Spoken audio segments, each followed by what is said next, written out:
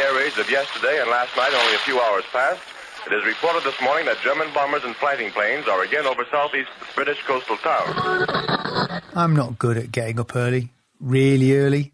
I mean, and even in summer, the really early morning air at 4 a.m. is chilly. But this has compensations. For after you've overcome the revulsion of getting out of a warm bed, there is something exhilarating and thrilling at that hour of the morning, especially when there is the prospect of a flying trip ahead. As a rule, it's a good thing to have a cup of tea or something hot and a biscuit. It helps towards waking you up. That was written for Over to You, a series of broadcasts by the RAF during the Second World War. What our man needed was a fine cup of Chocks Away from Tactical Tea. Chocks Away is a white tea, decent in a dogfight and rising above the rest through adversity to the stars. Tactical Tea offer a wide variety of teas, white, black, fruit and herbal. To order your supply, head over to tacticaltea.uk and use the code WW2podcast for 10% off your order. Tactical Tea, waging war on bad brews. Hello and welcome to another episode of the World War II podcast. I'm Angus Wallace. On the heavy bombers, the role of the crew members was symbiotic. The pilot needed the flight engineer to fly, the navigator got the plane onto the target, and it was the bomb aimer that delivered the ordnance. War films give the impression of the bomb aimer's job being simply to look through the bombsight and press the button to release the bombs at the right time. In actual fact, their job was much more sophisticated. They aided the navigator, took readings to be dialed into their computer connected to the bombsight, and often they might be expected to man a machine gun in the plane's nose.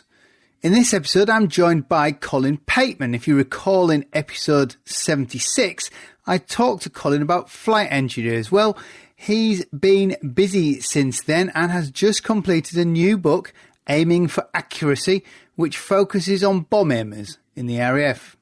But folks, I'd just like to take a moment to thank all those of you who support the podcast. Those small contributions each month do help me to put time aside to produce the show. If you've not already done so, head over to patreon.com/WW2podcast. Patreon allows listeners of the show to sign up and pay me $1 or £1 or whatever you want each month. For those that are patrons, I do try to give something back in the shape of extras, bits of the podcast that might have been left on the cutting room floor. So, for the price of a posh cup of coffee, why not keep the show on air by heading over to patreon.com/WW2podcast. Colin, it's lovely to have you back. They had planes that were bombers during the First World War, but did they have the role of the bomb aimer? Did that position even exist? Did it even exist even into the interwar years? It came about by default, really, because the early aircraft were primarily prejudiced by an awful lot of military people saying it was unnecessary and we didn't need it and so on and so forth. But it was an opportunity to gather intelligence from an aerial perspective, and then obviously it escalated into opposition aircraft doing the same things, and then opposition aircraft fighting each other, and then the opportunity to drop ordnance of some type from the aircraft when they were over enemy trenches. And I think it was just a process of development without any real intellectual application. And guys sitting in the back, which was manning the gun or helping the pilot, just thought about throwing something over. And in the end, they built little racks on the side which hung about 3 or 4 bombs each side, which were literally lifted off and dropped. Of course, when they were dropping what they thought they were dropping over what they thought they were trying to hit, they weren't hitting it because, of course, the dynamics weren't taken into account for, and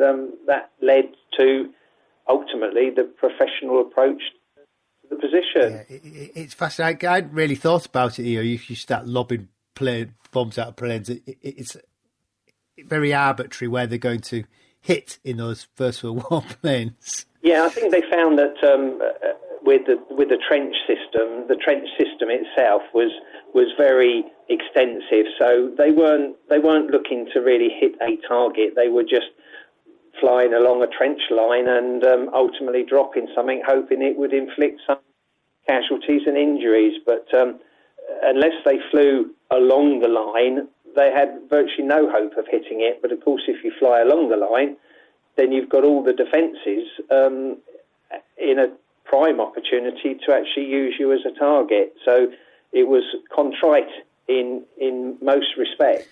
So, I mean, into war years, obviously players start developing. Even going into at the start of the Second War, we don't have the position of a bomb aimer. So how is that role being fulfilled? Well, the aircrew sort of status changed as it developed, and there's always been a pilot, obviously, and alongside the pilot with the double wing was the chap with the half wing with the O, which was known as the observer's wing. That in itself later developed into the navigator's wing.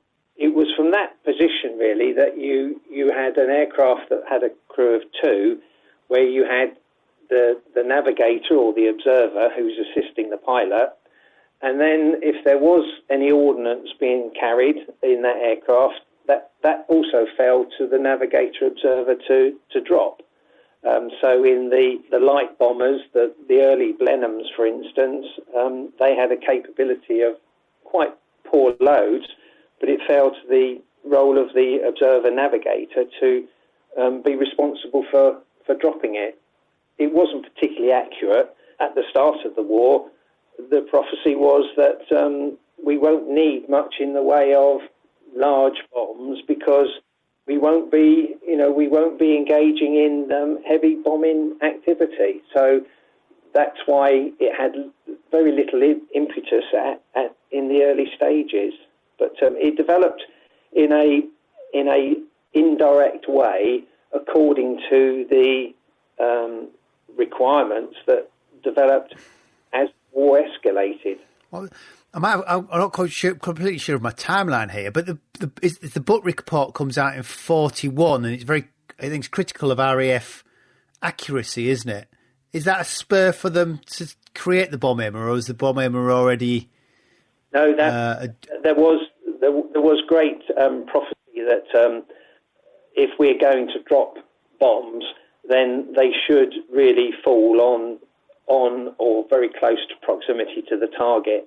The early medium bomber, like the Wellington, that was analysed in relation to the early raids, and their accuracy was absolutely abysmal, to be honest. It wasn't the crew's ineffective ability to attack the target, it was the combination of errors in navigation, it was the combination of errors of interpreting the target area, particularly when the navigation wasn't accurately enough.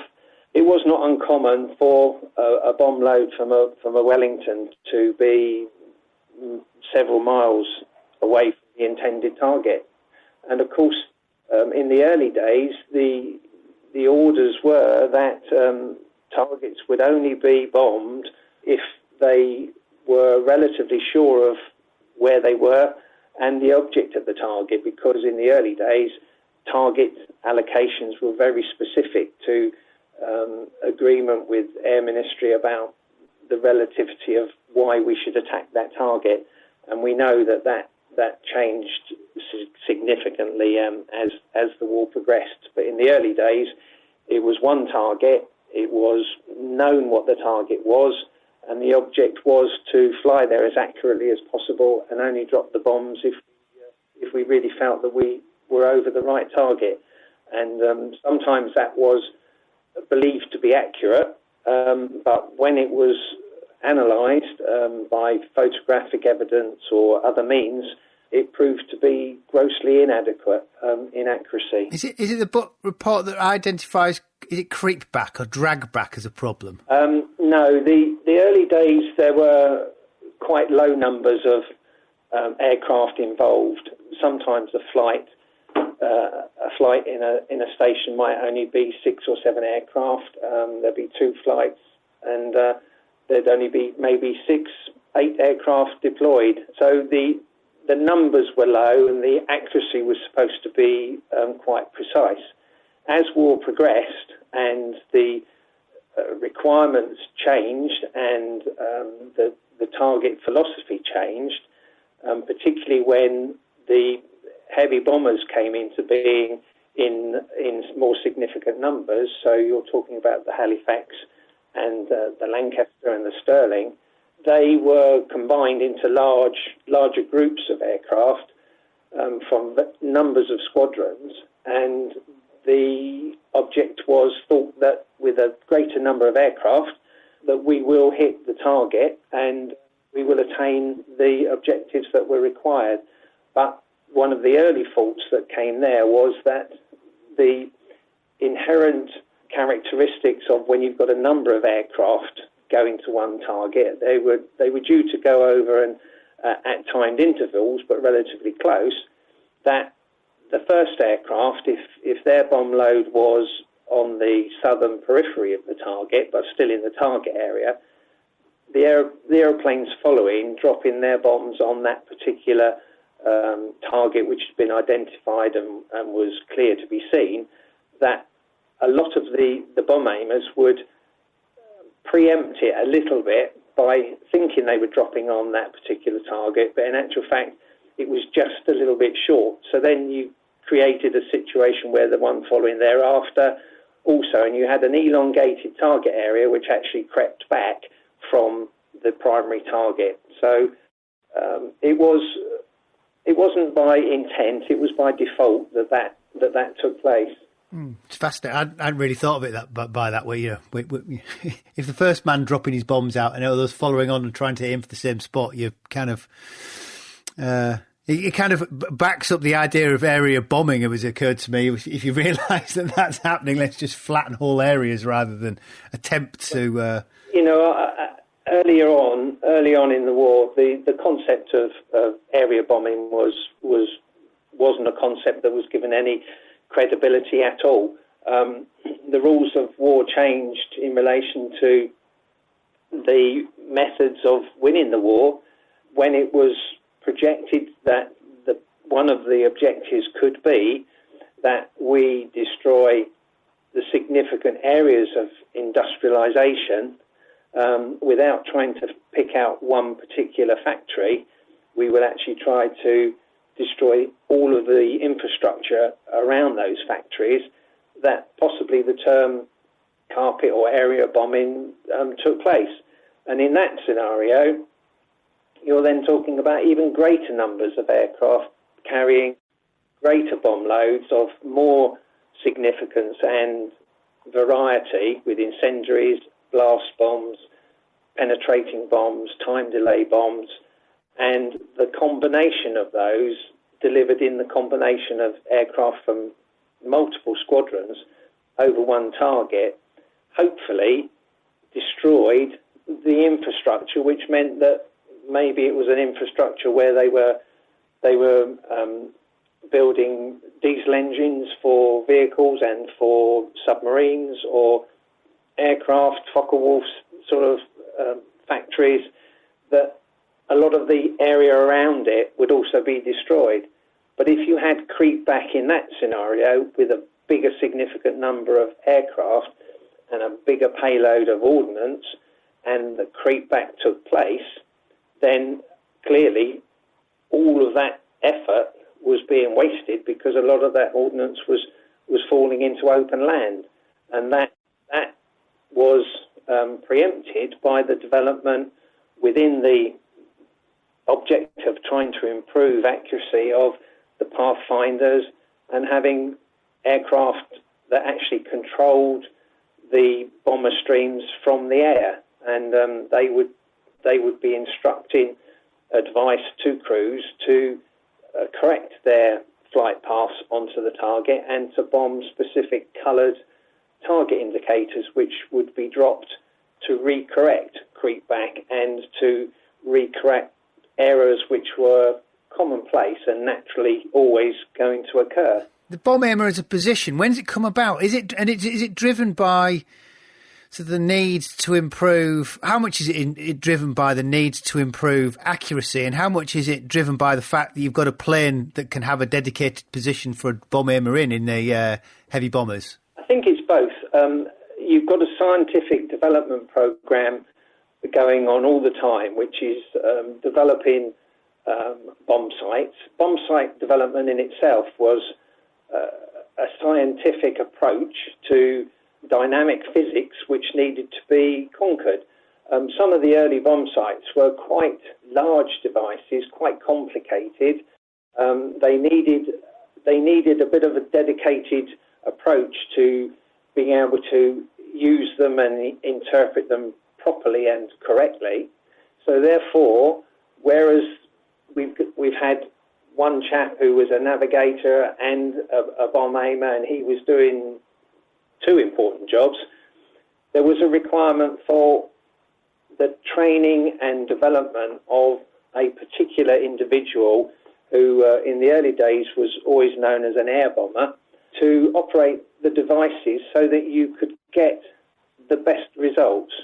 And as the aircraft developed and as the bomb sights developed, the requirements on the bomb aimer increased because their training needed to be more precise, and their position in the aircraft ultimately was in the forefront of the aircraft, right at the very nose of the aircraft, in the little perspex blister at the front.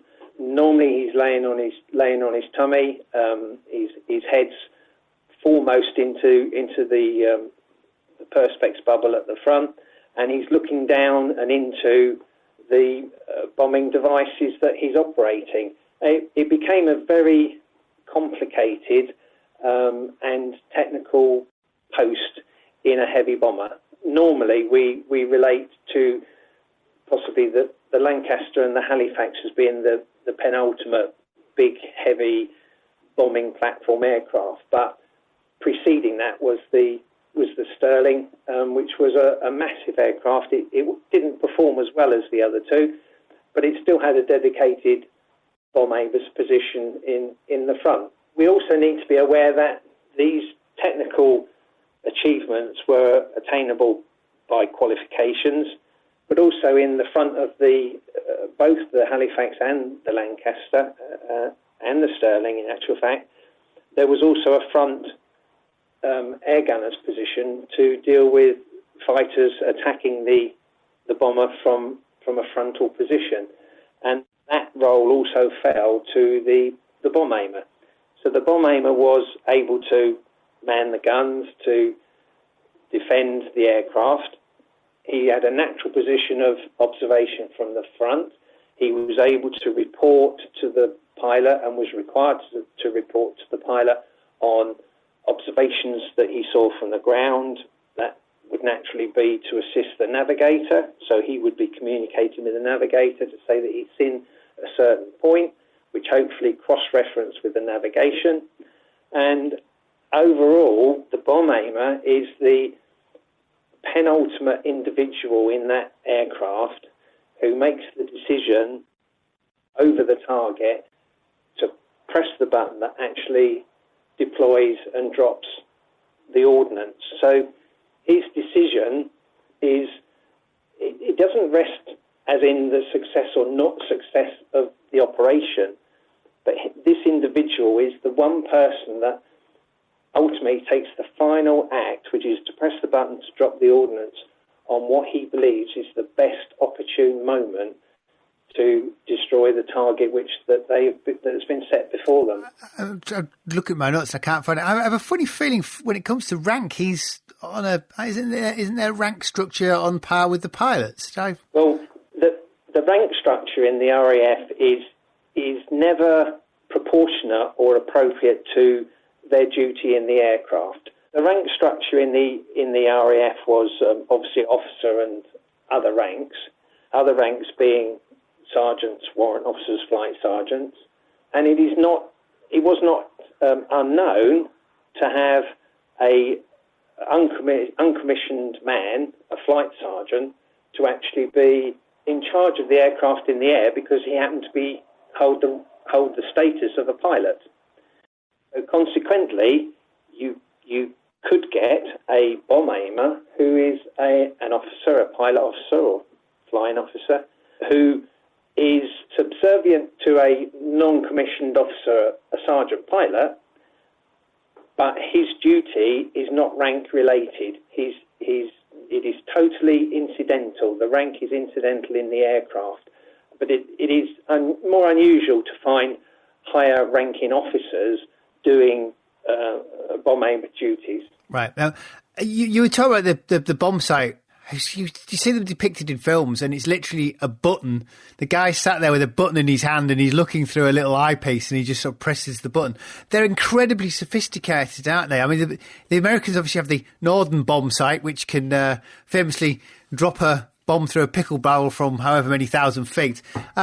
What do the British have? Is it any good? How does that bombsight work? Because it is amazingly sophisticated, wasn't it? It is incredibly sophisticated, and you're absolutely right. There was a proliferation of thought that the Americans had this bombsight, which meant that they could hit almost anything at will, and yet the British didn't have that same bombsight.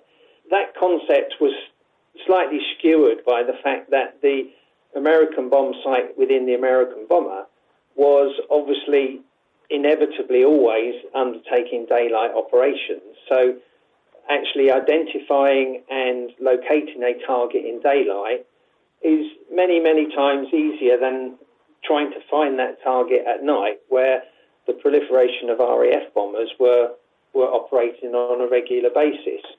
Regardless of whether it's nighttime or daytime, the physics of bombing were still relevant, which means obviously when the bomb aimer actually presses the button to release the ordnance from that aircraft, they are still actually a long way away from the particular target. It's not a case of there it is, we'll drop it and it will leave the aircraft.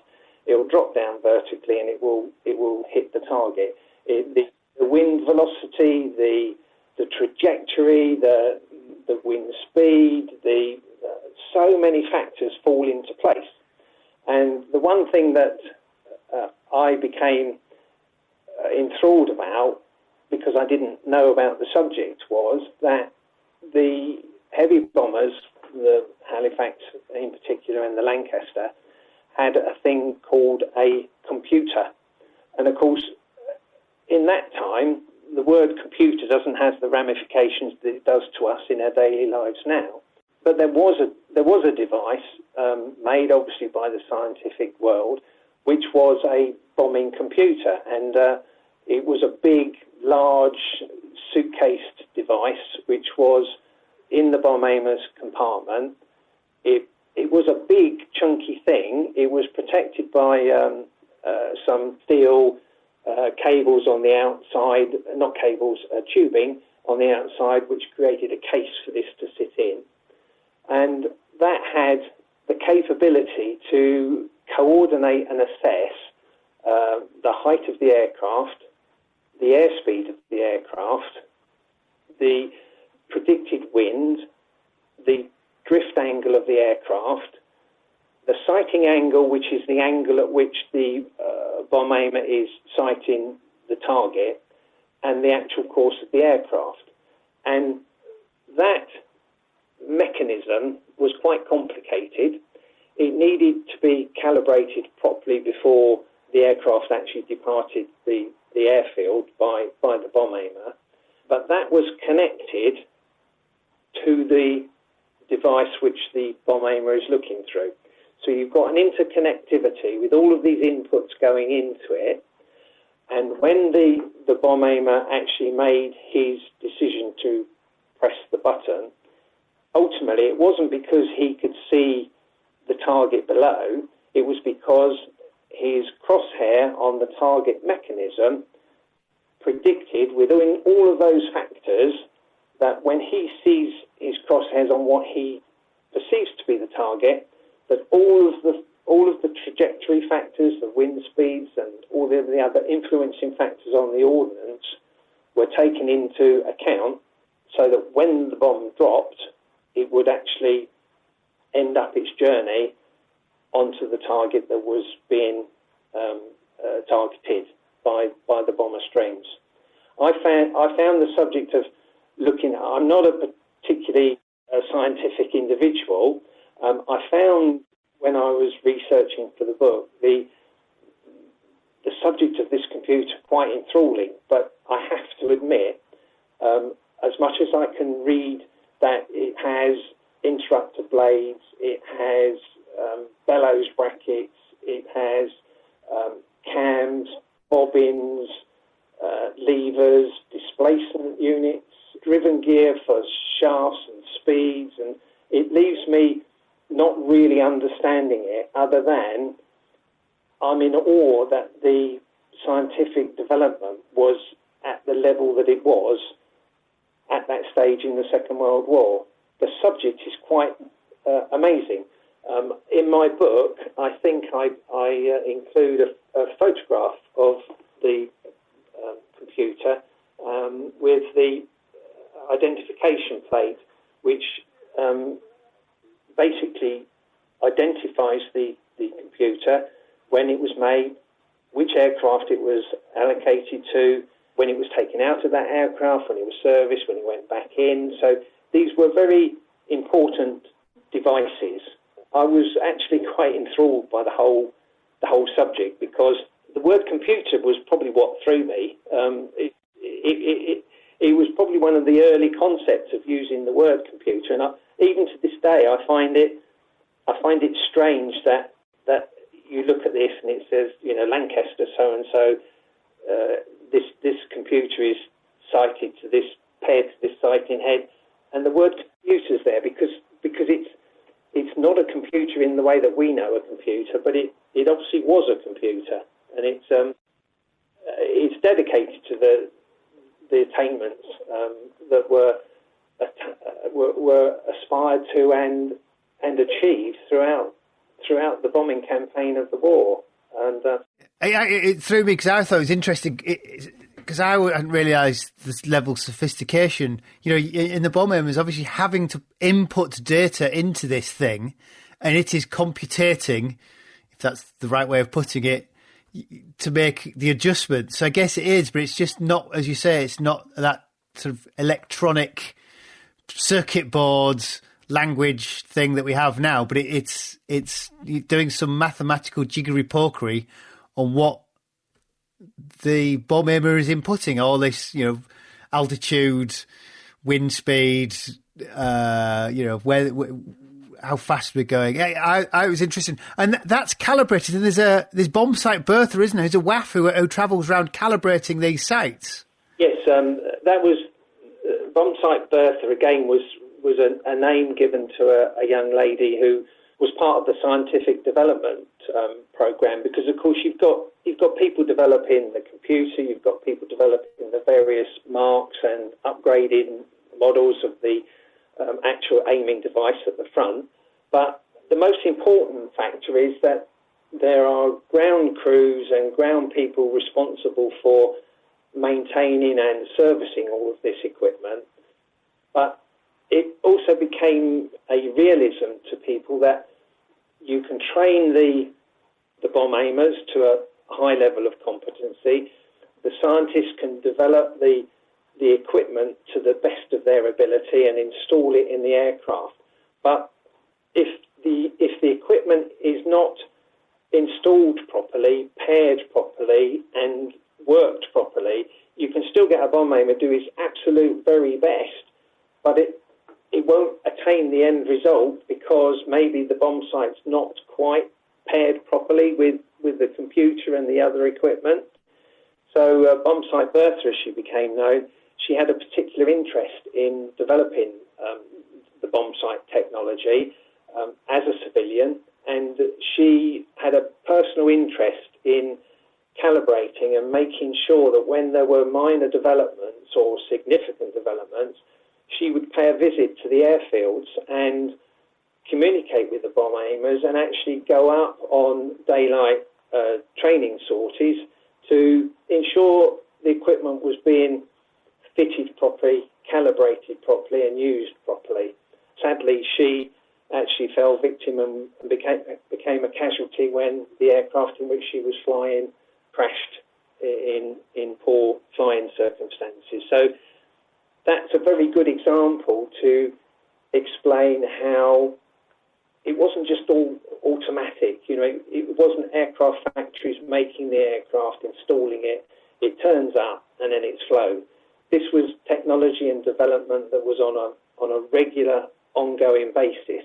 And Bombsite Bertha wasn't actually instructed to go. She wasn't told that this was part of her duty. It was part of her particular dedication in her knowledge of what the expectations of the bomb aiming device should be doing, and is it doing it, and has it been correctly installed, and are the bomb aimers aware of these little minor developments that can improve their performance? And she took that upon herself to do that. Doris Robson was her name, wasn't it? I think was she in her early 20s? She really wasn't very old.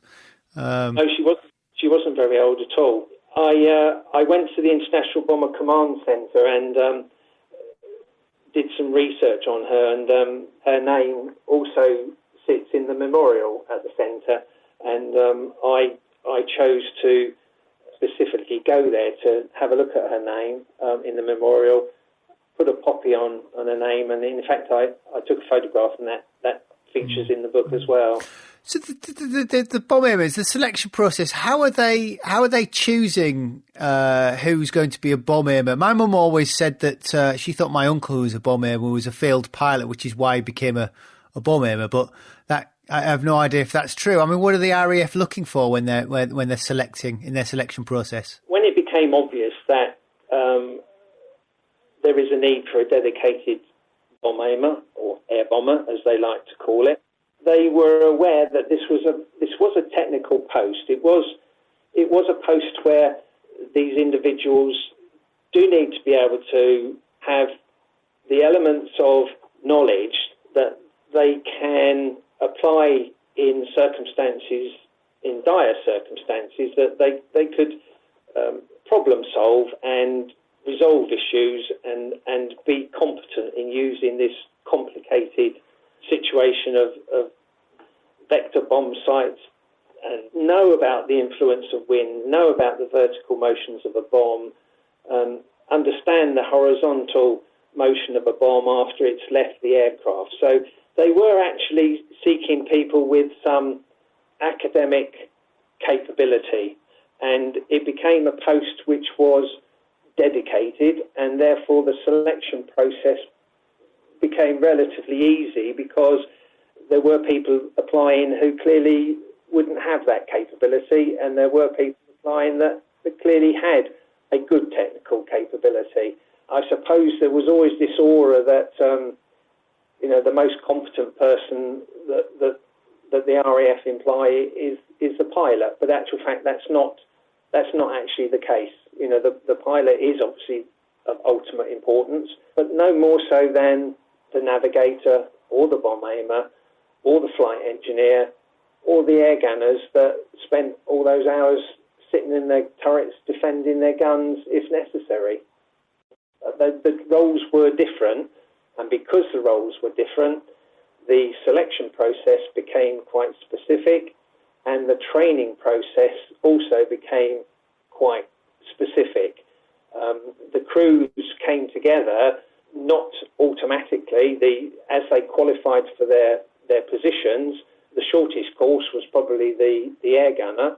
The longest course will have been the pilot, and in the middle you've got the other people that went through the training process, the operational training, and they then all came together ultimately as a crew in a heavy bomber at an operational training centre where they were prepared to operate all together and ultimately to form a crew. How long did it take to train a bomb aimer? Because it struck me that if you think about pilots, pilots could be taught as pilots, and obviously you can send them on specific piloting courses. So you can there must have been constantly training pilots and navigators, and then purposing them to other aircraft. When a position doesn't exist, you're not training someone for that position until the position exists. So the position doesn't exist until, 40, 41, 42. So then you suddenly got to start bringing all these people on stream, at which point you kind of got a lag to get people through the training program to get them trained up for the job. So it struck me as possibly one of those jobs that must have had a real shortage of people on for a long time. You're absolutely right. But as I mentioned beforehand, where you've got an amalgamation, a development through amalgamation, where you've got qualified people who were navigators that naturally then also started to drop the bombs, you've already got an infrastructure where there is elements. It's just the development of that became so intense and so specific in relation to attainment of qualities that the Air Force moved that qualification to such a level that it became very specific. And that's no different, obviously, to the flight engineer as well, because the flight engineer went through training to fully understand all of the mechanics and the way the aircraft flew and what he would be required to do to ultimately save the aircraft when it was damaged. Well, the bomb aimer ultimately had that responsibility, that he was responsible for some very technical elements in the aircraft, and he needed to understand how it worked so that he could correct it if that situation arose. And clearly, a bomb aimer wouldn't be able to go into the bombing computer and sort out whatever the problem was, but the bomb aimer very much was aware that before his sortie, he had to put in the correct data required to make that work when it was up in the air. So the training developed all the way through the war. Its intensity and its specific nature. I'm amazed at the vast numbers of men that went through the training infrastructure were successful. And I think because the selection process was in itself also successful, but at the root core of all of it is that everybody that climbed into a heavy bomber, no matter what their role, they had put their hand in the air and volunteered to do that. Nobody was scripted to do it, so you had a willingness all the time. And the Air Force were very good at publishing and making aware, if you want to be a bomb aimer, can you do this? Are you good at this? If you want to be a navigator, are you good at this? Were you good at that? And they were canvassing and selecting, and it became a very good oiled mechanism that recruited the ideal people for the ideal job. Their role isn't just in the air, though, is it? They have a responsibility on the ground as the bomb aimer as well. He's responsible. Am I right in saying he's responsible for the bomb load and how it all gets put on? And they don't just get, it's not just left to ground crew, is it? No. Again, it's a very long process of initially a target is selected, the bomb loads that are allocated to the aircraft that are going to fly on that target, they are dictated and sent to the various airfields with the numbers of ordnance and the quantities.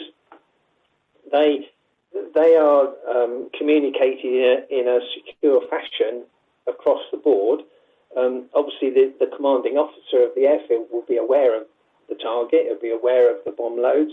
The orders that go to the bomb store, they won't be aware of what the target is. They will just be aware that they have got 16 aircraft to load with 500-pound bombs and incendiaries.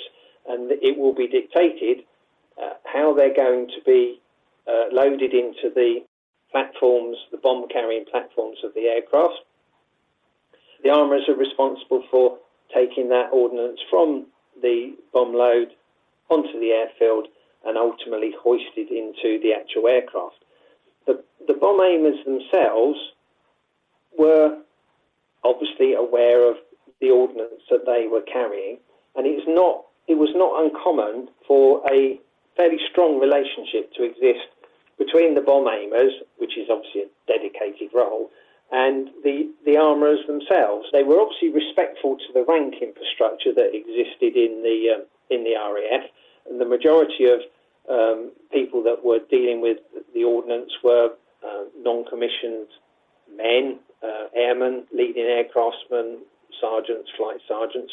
They still had their own rank structure, but obviously from their point of view, the bomb aimer is the person that they're working for, because the bomb aimer is responsible for what they're loading into the aircraft. And I found an image which is in the book, which shows a Halifax bomb aimer standing in his Irving flight gear, not flying gear, but he's got his flight jacket on, and you can see that he's overseeing and he's with the ground crew that are loading the ordnance into his bomb bay. That's really good evidence to show that there was quite a lot of communication between the ground crews and the flight crews, and quite often a particular aircraft had a dedicated ground crew attached to it, not necessarily the armourers, but all the other proliferation of ground crew, and it was not uncommon for them to relate to it as being their aircraft. And they were just a group of human beings that were all doing the same role, but in very different duties. I found that particular photograph quite poignant, looking at those people which will be going home for their tea and seeing the bomb aimer standing there looking at his ordnance being loaded up, knowing that he'll be climbing there and taking that to the enemy. Yeah. Yeah. What I hadn't realised as well is that they mixed and matched the bomb loads, didn't they? And I hadn't realised as well that he has a special... He has a panel. Again, it all comes back to, you watch films and they're just sat there with a button in their hand and he looks through the thing and presses the button. There's a panel that lets them drop what bombs where, isn't there? It's quite a complicated sounding panel that he has to negotiating in the dark amongst everything else that he's doing. Absolutely. There was a relatively common format, regardless of the aircraft type, which when they dropped into the nose section, as they crawled into it from the flight deck, on the left-hand side would be the bombing computer standing like a large suitcase surrounded by the bits and bobs. There'd be an aerial camera next to that, a vertical, large, huge thing, which projected down through the nose of the actual aircraft. There'd be a panel on the left with some other equipment. There'd be right in front of him in the bubble of the perspex would be the device that he's actually operating and looking through to locate the target. And then on his right-hand side would be another panel with a proliferation of equipment. A lot of this would have been pre-regulated before he's taken off, because he knows what bomb load's going in, and the drop-in sequence would also be dictated and known. Clearly, the stability of the aircraft had some relevance to that, but other factors went into being. And there was a timer dial selecting sort of box that when you look at it, it doesn't really look very impressive, but this little thing had sort of little pegs in it, and it dictated the individual bombs being released in accordance to the predicted electrical relay connections that were programmed into it. There was a longer box with loads of dials and numbers on it, which was the selector box, which in itself dictated the order of dropping from the bomb load. And this was all dialed in and set into motion, so it was all pre-selected before the aircraft even left the ground. Yeah, it's fascinating. I just hadn't realised he was sort of surrounded by all that kit, and it's such a cramped position, that front section. So he's got his forward machine guns, he's got his computer, he's got his bombardier's panel. But he doesn't have he doesn't wear a parachute, does he? No. Is that correct? No, it is a confined space. What's not regularly understood is that if the front turret gun was in place, in some aircraft it was actually taken away towards the end of the war, but when it was in place, that was a really cumbersome, heavy, clunky piece of kit that was protruding down into his bomb aimer's compartment. For him to get into that to man the guns, he'd have to stand on the cushion that he would be laying on and hoik himself up, belt himself in, and his feet would dangle down. But to move around in the bomb aimer's compartment, he'd got various things that he could catch his head on quite significantly. I was fortunate to be able to have a look inside the Memorial Flight Lancaster, which faithfully represents the bomb aimer's compartment, and I was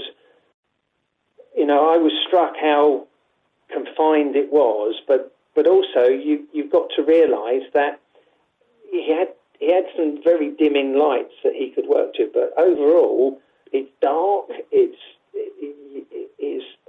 You sit there and you think, as an individual, that person has an onerous responsibility and surrounded by all this technical equipment. I found it awesome, and I was overcome by the amount of technology. I know it's basic technology, but the amount of technology that was there that he needed to have a good understanding of. I felt I was relatively learned on the subject of bomber crews, but each time I visit specifically, a crew position, I then realise how much they are very unique positions. I don't profess to know as much as a lot of other people, but I do have an understanding and a feel that we owe so much to these crews that all volunteered to go up into the air, and I'm really in awe of the technical developments that took place to attain the objective to win the war. There is a lot of criticism post-war of what has been classed as target blanking bombing, but when you understand how difficult it is, you cannot just attack 3 or 4 factories in one particular area which are heavily camouflaged, which the enemy have got diversion tactics on the ground to simulate targets with all sorts of methods. Everything conspires against you for being able to be very specific in delivering a payload on a specific target. So to win the war, the development of the bomber platform was very significant, and it definitely thwarted the manufacture of machinery of war that was being waged against the free world. The only thing I was slightly intrigued to sort of tease out is if he's sat there and he hasn't got his parachute on, what was the survivability like for the bomb airmen when they were hit? Because he must have to find a parachute to put on, find somewhere to get out of. Yeah, I mean, the rear gunner had no room whatsoever for his parachute, and his parachute was immediately outside of his canopy. The front gunner and the bomb aimer's position was advantageous in some ways because there was beneath him an escape panel which allowed them to parachute out of. So it was a designated escape platform area, and he was actually laying on that during the normal operation of his day. The fact he didn't choose to wear his parachute was because it just restricted his movement in that confined space. But it would have been relatively accessible to him in an emergency quite quickly.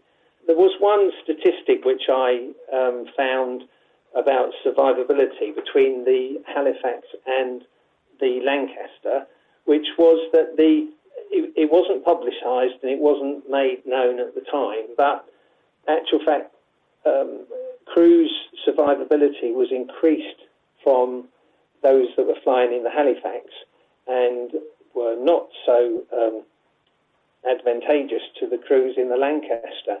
And that was because of the minor differences in relation to the accessibility to the escape position, and I think predominantly the escape position in the nose turret of the Halifax, which was a little bit easier and it was a little bit bigger. Yeah, I think that's the one thing the Lanc does come into criticism for. It has smaller escape hatches. I think the American escape hatches were bigger again, and they had even better survivability, I think, didn't they? On that round of statistics. Some of those statistics they produce in respect to the RAF, I'm sure they're for everywhere from the war, but I only ever hear particularly directly about the RAF. Absolutely fascinating. I'm sure isn't there a statistic where they were asked to how do you save aircrew, and someone suggested that you take out the gunners because they weren't completely convinced they were doing anything. Proportionally. I previously touched on the fact that the early heavy bombers inevitably had the front gunner position, and that the bomb aimer was responsible for that aiming that position, occupying that position, and he had to be skilled in that delivery of operating the guns. As the war developed, the tactics of the Luftwaffe to do attacks from the front of the air diminished quite significantly to such a level that it was almost unusual for the front gunner to occupy and use the turret. So by default of development of tactics on both sides of the war, the aerial tactics dictated that in actual fact some weight could be saved by removing the front turret, coning it over to make it aerodynamic, and that towards the end of the war, it was not uncommon for bombers to be seen without the actual front turret being occupied.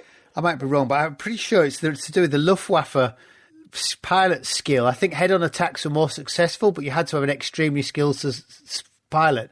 And as pilots became less skilled, it becomes a bit suicidal attacking from the front, so they stopped doing it. Yeah, I mean, towards the end of the war, the Luftwaffe deployment of fighters and the pilots that were flying them, their flying skills were certainly not honed to any level of competency at all.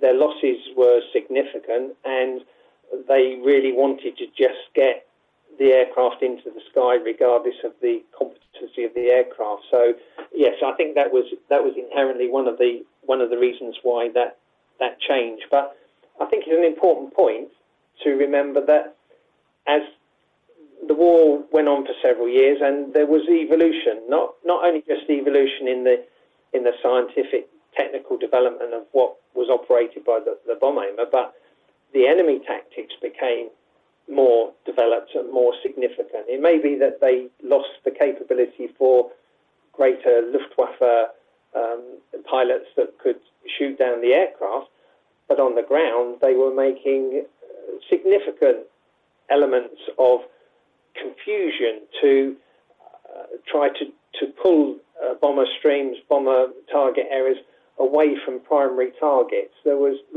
massive amounts of energy placed into trying to deceive from the air, which were very successful, and it's all part of how probably the scientific development in all of the different spheres were able to be influential.